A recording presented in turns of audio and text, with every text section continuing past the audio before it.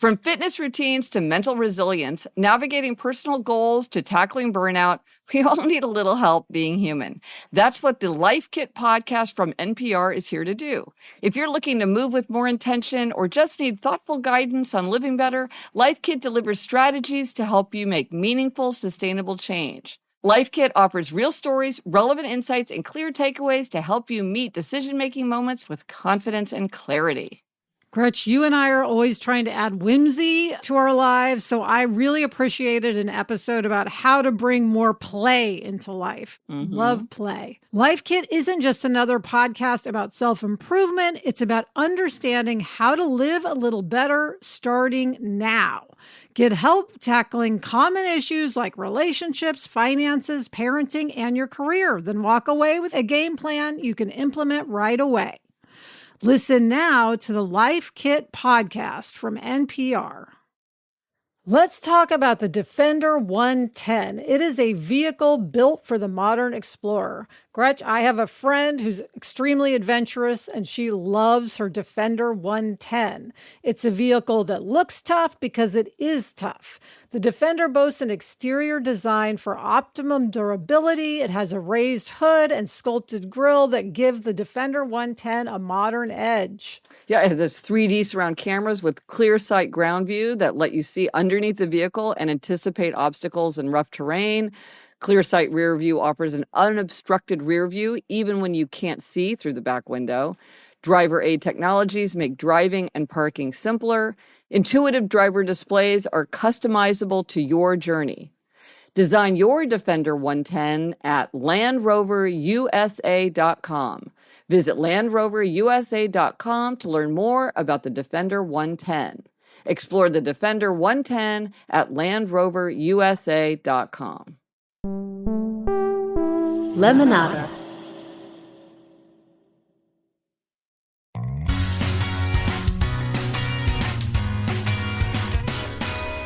Hello and welcome to Happier, a podcast where we talk about the cutting-edge science, wisdom of the ages, lessons from pop culture, our own experiences about how to be happier. This week, we'll talk about why we might embrace regret, and we share a hack from a listener that can make daily life much easier. I'm Gretchen Rubin, a writer who studies happiness, good habits, secrets of adulthood, human nature. I'm in my little home office in New York City. I'm back from the road. And joining me today from Los Angeles is my sister, Elizabeth Kraft. And Elizabeth, last night I was just thinking again of how much fun I had clearing your closet with you.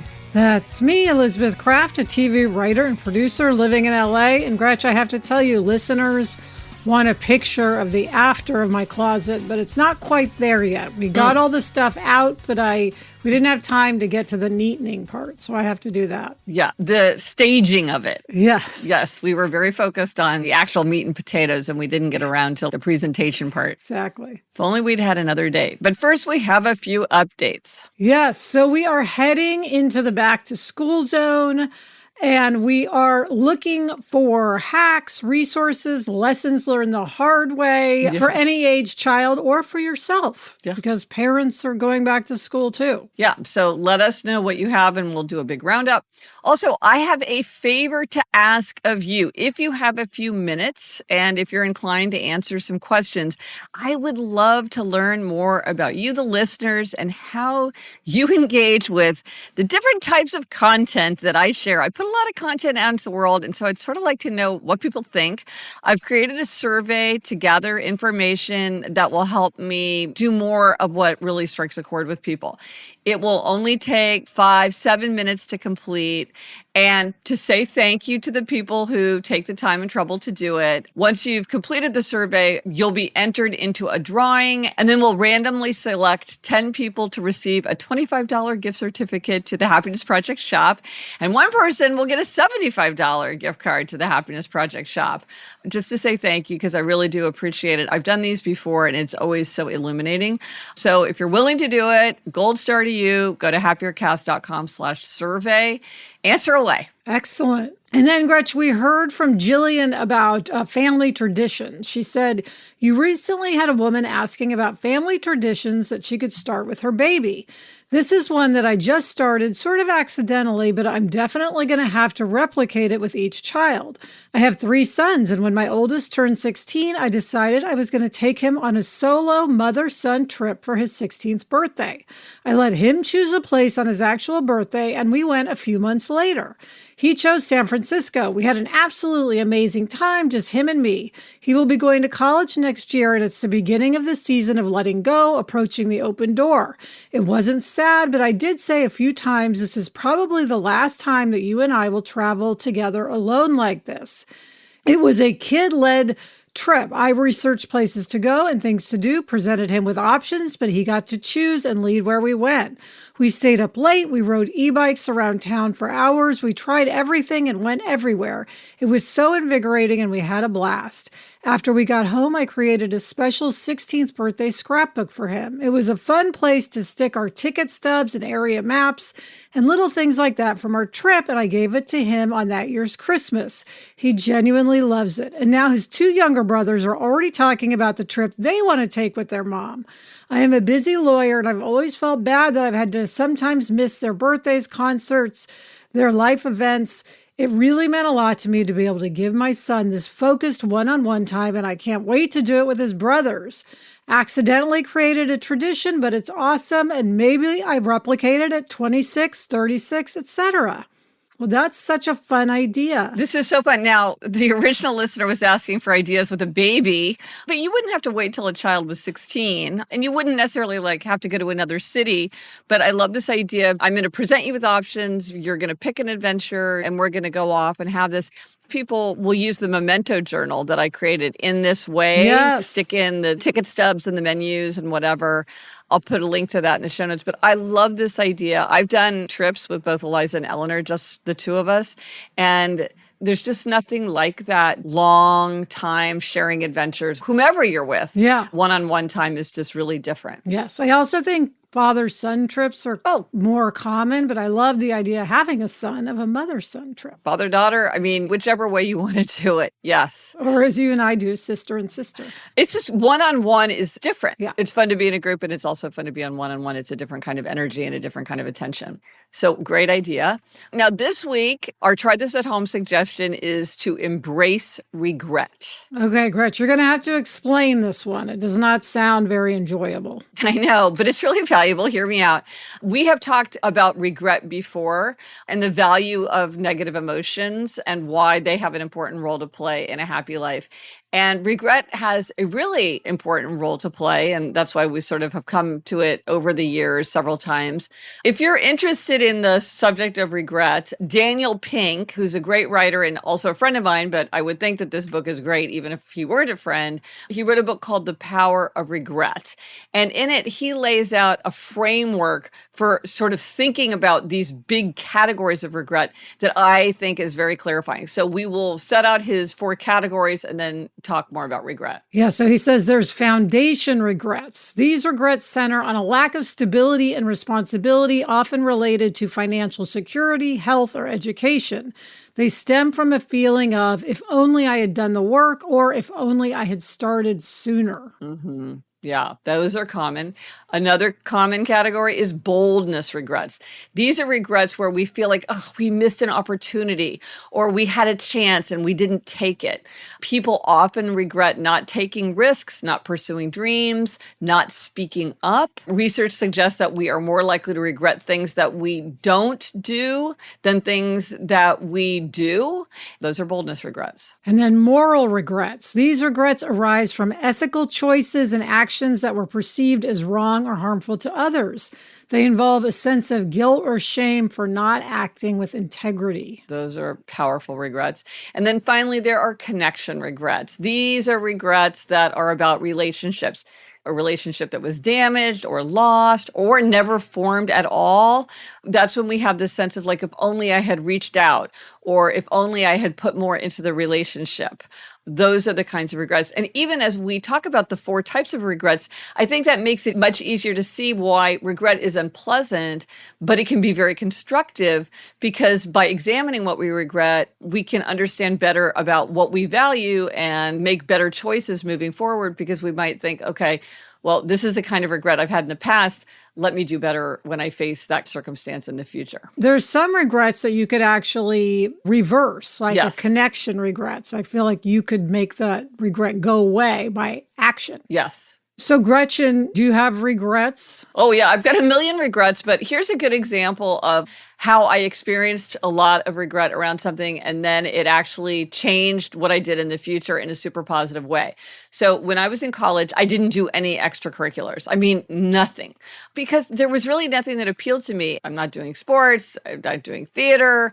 With writing, it was all about journalism, and I've never wanted to sort of be like a journalist, but I didn't even try that hard. I could have volunteered for the blood donation drive. Like, I could have found things if I had really said to myself, this is really high priority. I really want to get involved in extracurriculars, but I didn't. And then looking back on it, even by senior year, I was really regretting it because I saw the value of being involved in extracurriculars. So then, okay, and this is the positive part, having felt that regret when I got to law school, even though then I was like, do I want to be on, whatever, the Journal of Regulation or like do Barristers Union or try to note on to the, Yale Law Journal?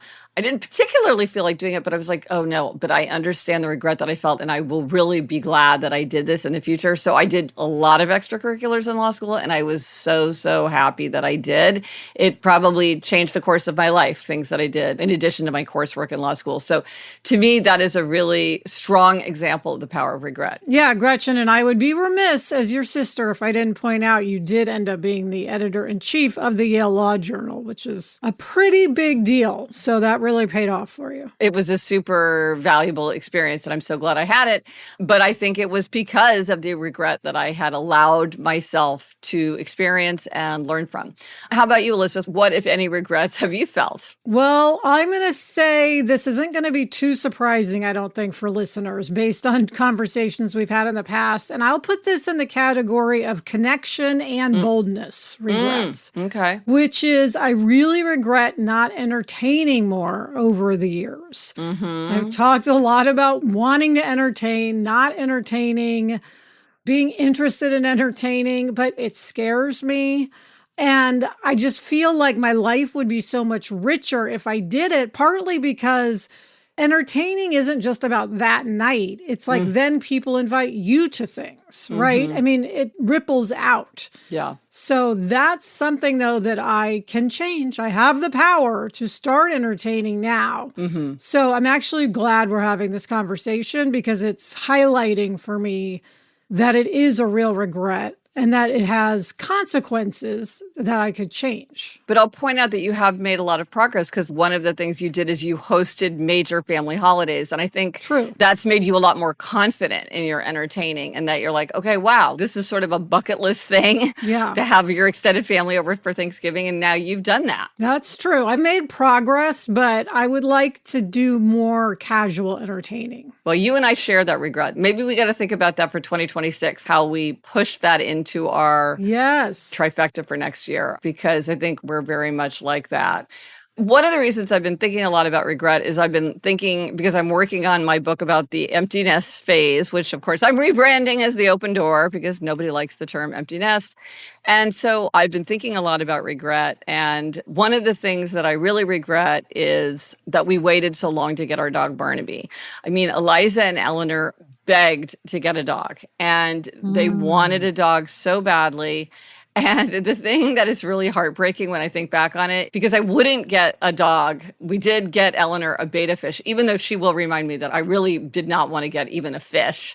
But there was a day where Eleanor said to me, oh, well, Esther, I know she really cares about me. I know that when I walk into my bedroom, when I come home from school, she swims back and forth really fast because she's excited to see me. I mean, these were two who were just longing for a dog. And so then again, when they started saying, like, you should get a second dog, that was one of the reasons that I was like, you know what, we should just do it, because I really did regret that we had waited so long to get Barnaby. So once again, your regret changed your future action. That's right. But we do, of course, need to have self-compassion. Yeah, the point is not to just be really hard on ourselves and really wallow in regret, but to think about what is the lesson?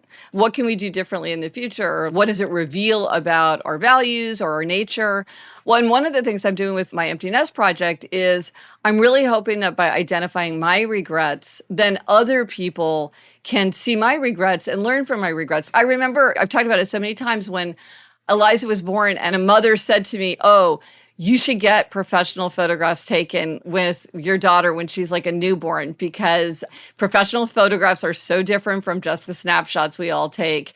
And this phase will pass so quickly and you'll really wish you had those photographs." And she said, and I didn't, and I really regret it. So I learned from her regret, and I did something that I'm so happy that I did.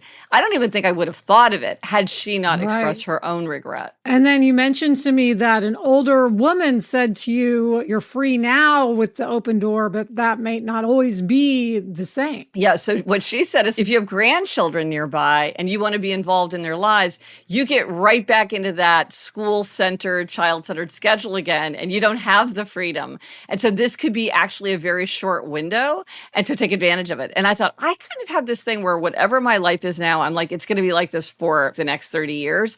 I'm not aware of how life changes, even in very predictable ways. So for me, that was a really important thing to point out, because I was like, oh, I can exactly imagine myself regretting that I didn't take advantage of this season of life. Yeah. You know, Gretchen, I find people who don't regret anything, there are those people who say, "I regret nothing." Yeah. I think that's fascinating. Yes. I have a friend like that who's always just like, if I did it at the time, it was the right decision for me at the time.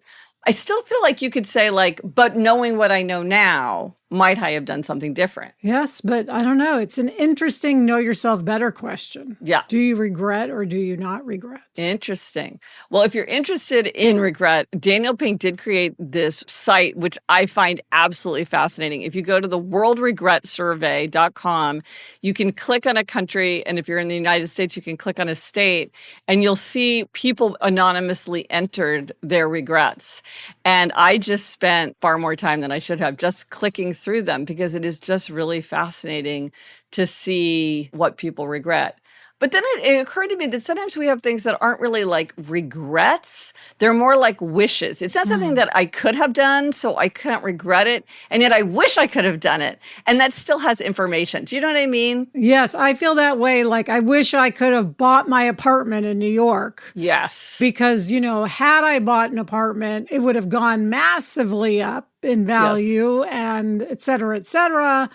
But there was no way at the time that I could buy an apartment. So it didn't matter that renting didn't make sense. I couldn't do otherwise. Right. Or, Gretch, as I always say, I regret that I didn't get an MBA. Of course, I could have gotten an MBA. Nothing was stopping me.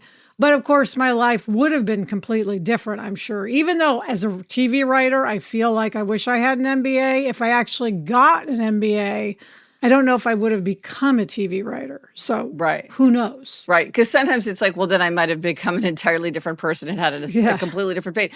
But there's still information there. Like, I also wish I had an MBA. And so the information is there is we both wish we had more business acumen and like grounding in the basics of business. And so that's useful information for us. Yes. And then there's things that maybe we would choose to do now. I mean, I know somebody who went back and got an executive MBA. I don't think either one of us would do that, but it's the kind of thing that a person might do. Absolutely. Well, so let us know if you do try this at home and how embracing regret works for you. What do you regret? What have you learned from regret? Do you experience regret at all? Let us know on Instagram, Threads, TikTok, Facebook. Drop us an email at podcast@gretchenrubin.com. Or as always, you can go to the show notes. This is happiercast.com/546. Okay, coming up, we've got a sticker happiness hack. We both love stickers. But first, this break.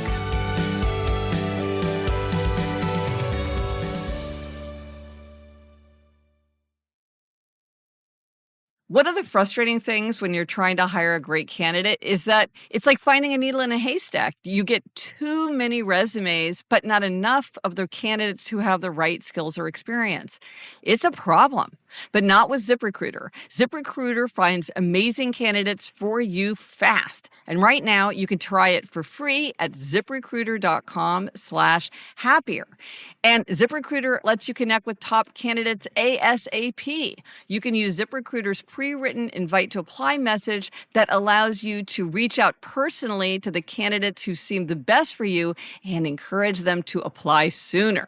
Ditch the other hiring sites and let ZipRecruiter find what you're looking for, the needle in the haystack. 4 out of 5 employers who post on ZipRecruiter get a quality candidate within the first day. Try it for free at this exclusive web address, ZipRecruiter.com/happier. Again, that's ZipRecruiter.com/happier. ZipRecruiter, the smartest way to hire.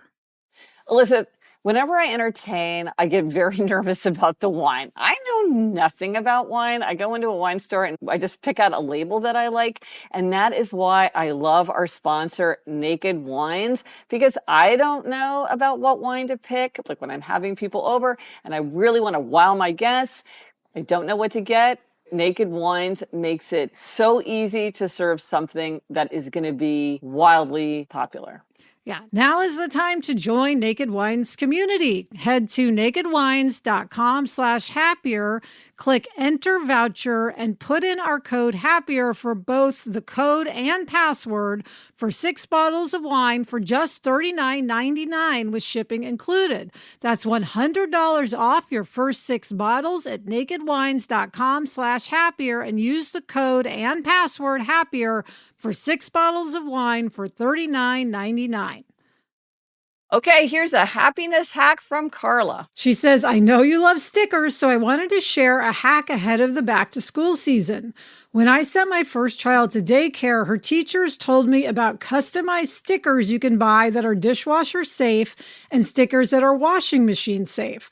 I used a company called Name Bubbles, but there are multiple companies out there.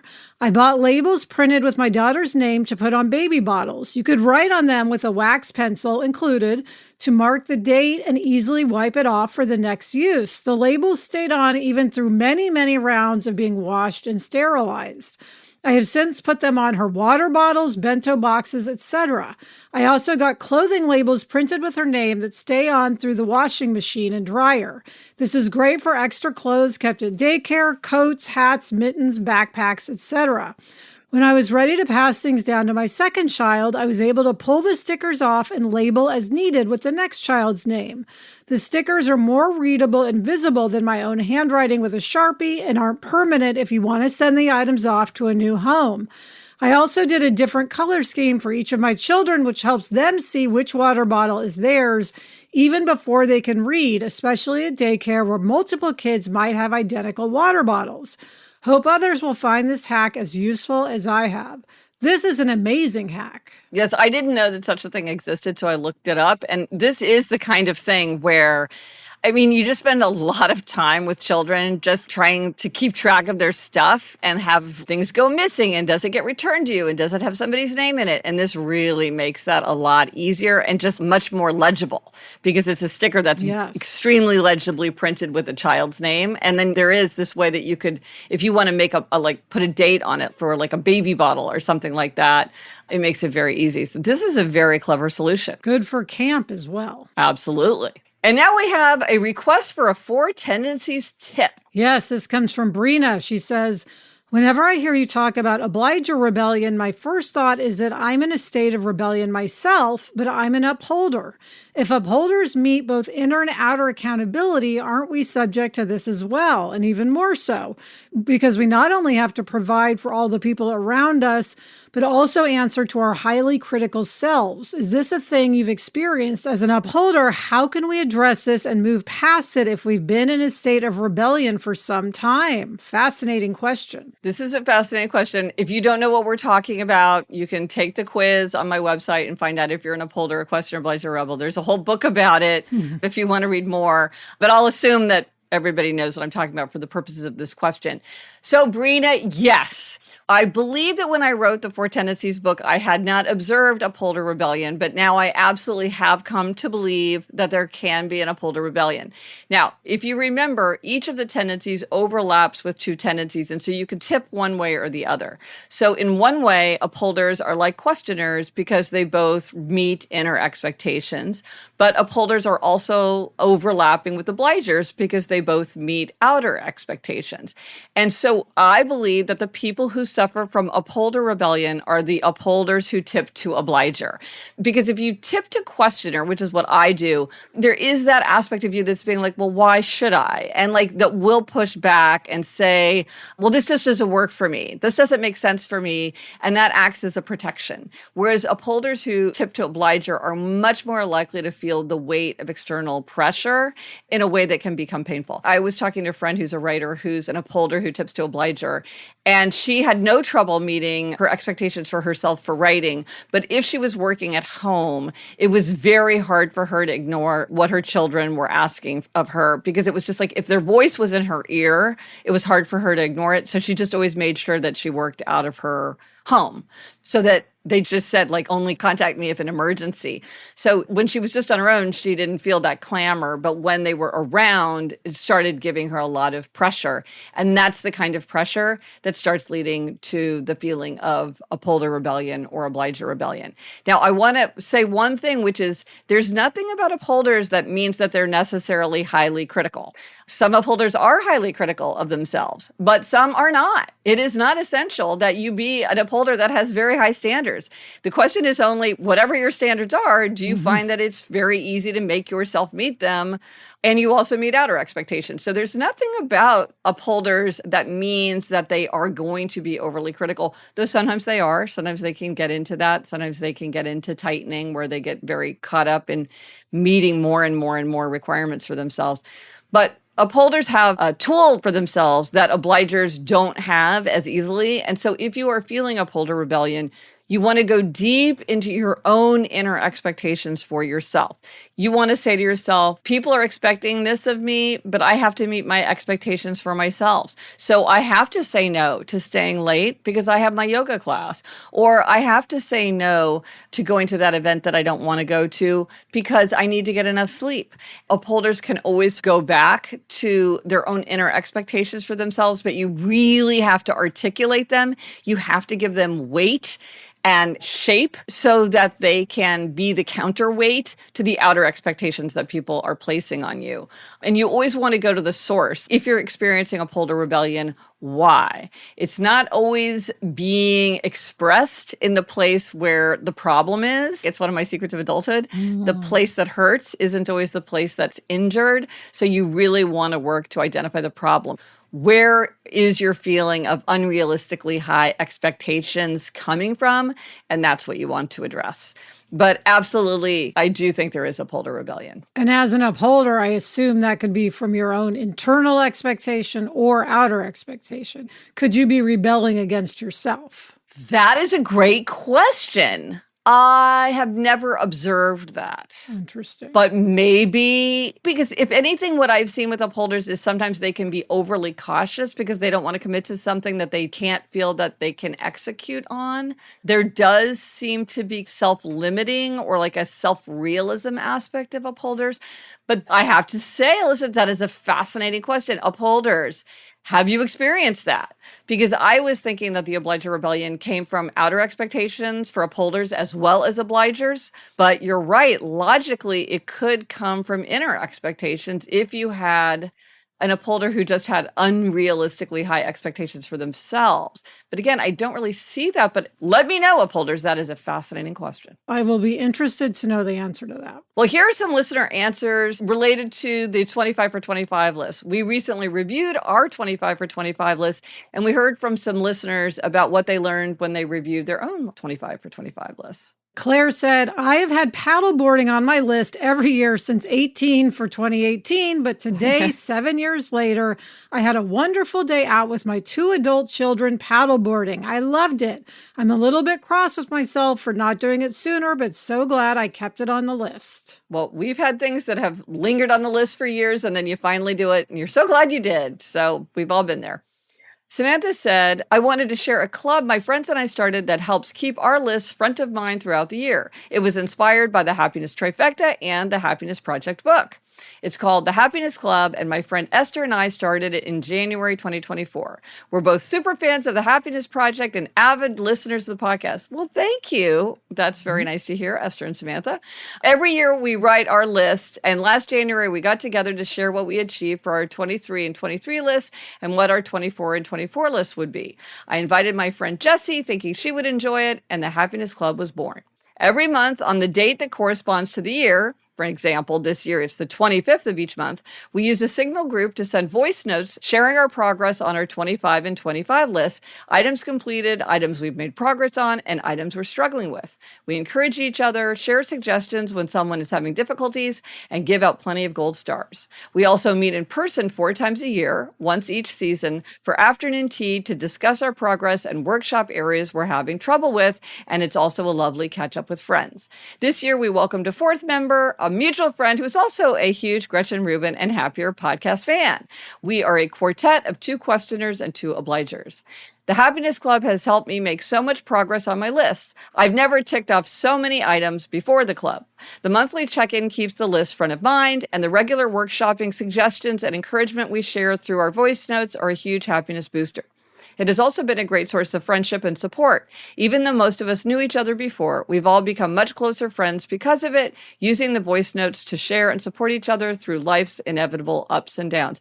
How wonderful is that? I love that. I love this idea for a club. That is so great. That is so great. Wonderful. Courtney says, this year I looked at my 2025 list in March and realized I hated many of the things on it. They were all so serious and frankly boring. I wasn't doing them, and I decided to revamp the list and my theme.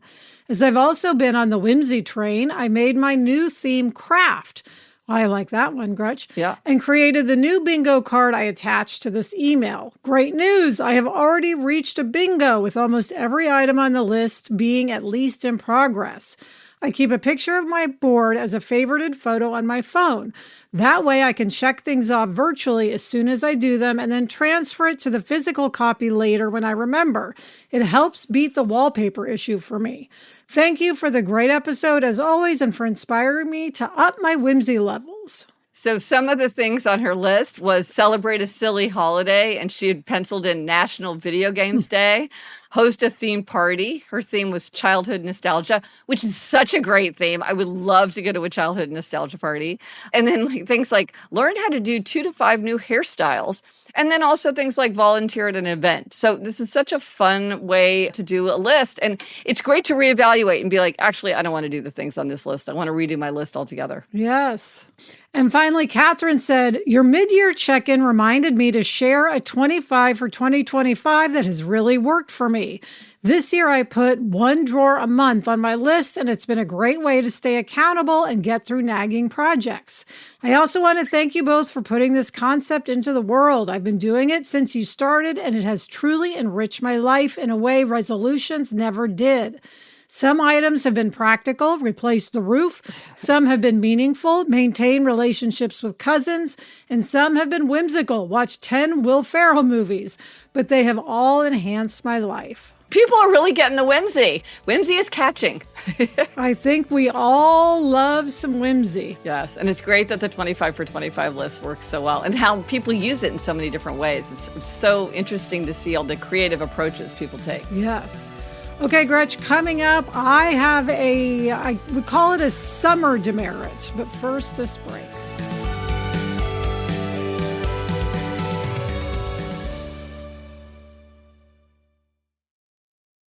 You know how much we love a travel hack. And if you've been keeping up with our podcast, you know we just revisited one of our favorite episodes where we shared our all-time favorite travel tips.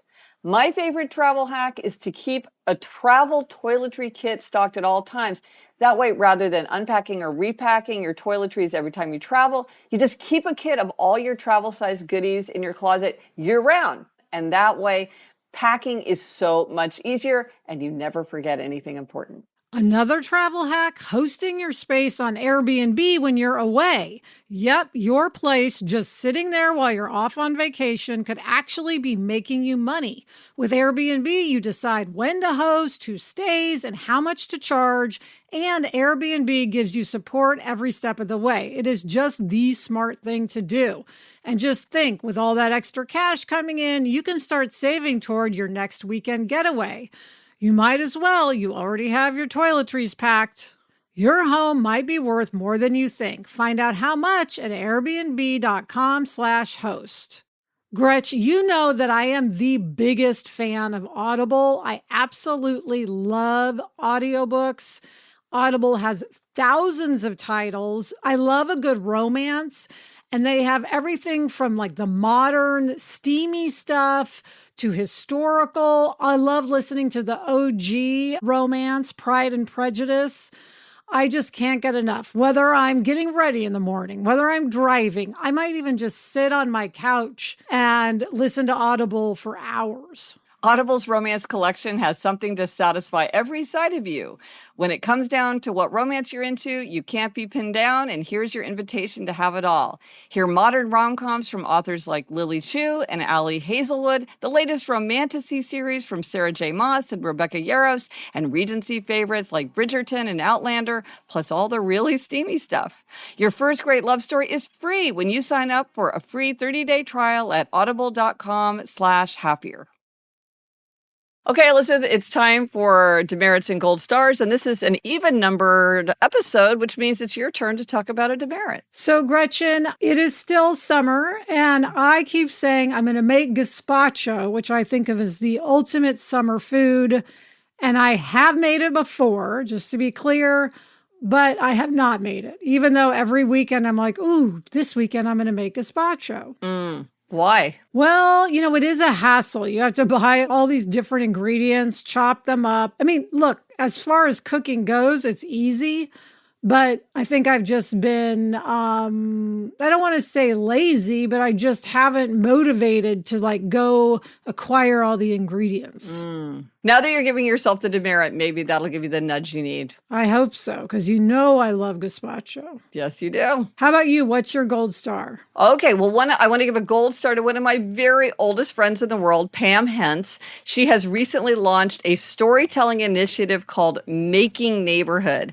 And she explained it's rooted in the belief that real connection starts with real people. At its core, it's about listening, really listening. It's about challenging old perceptions and seeing our neighbors in a new light. The whole thing grows one story, one connection at a time. And I love this. I love just the word neighbor. I think in neighborhood, I think those are such powerful words. And this is such an interesting thing that she started. You can look at Instagram, it's Making Neighborhood, or you can go online and it's makingneighborhood.com. And the thing about Pam is she was part of my original neighborhood. My relationship with her stretches very, very far back in my life. So this is really fun. I love it. The resource for this week, we talk a lot about ways to know yourself better. And one of the most interesting and fun ways to know yourself better is to know your neglected sense. When you know your neglected sense, it gives you a way to address an element that might be missing from your life and how to gain more richness, more adventure, more opportunities for connection by realizing what sense you neglect. So if you go to my website and look under the quizzes, or you can go right to it. If you go to happiercast.com/senses quiz, you can take the quiz, What's Your Neglected Sense? Elizabeth, you and I discovered that we have the same neglected sense, which did not come as a surprise to either of us. No, taste is our neglected sense. It is. And what are we reading? Elizabeth, what are you reading? I am reading Wild West Village by Lola Kirk. And I am reading The Rest of Our Lives by Ben Markovitz. And that's it for this episode of Happier. Remember to try this at home. Embrace regret.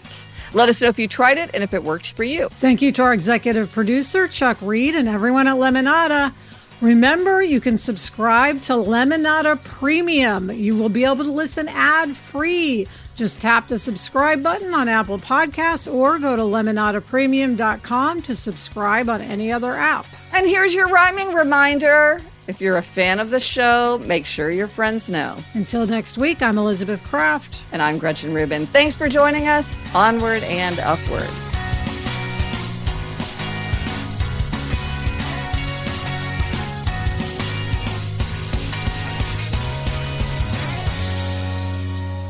Alyssa, do I remember that you ordered gazpacho on our reading retreat? Didn't you get that for lunch one day? I did indeed. I got cucumber gazpacho. Delicious. There you go.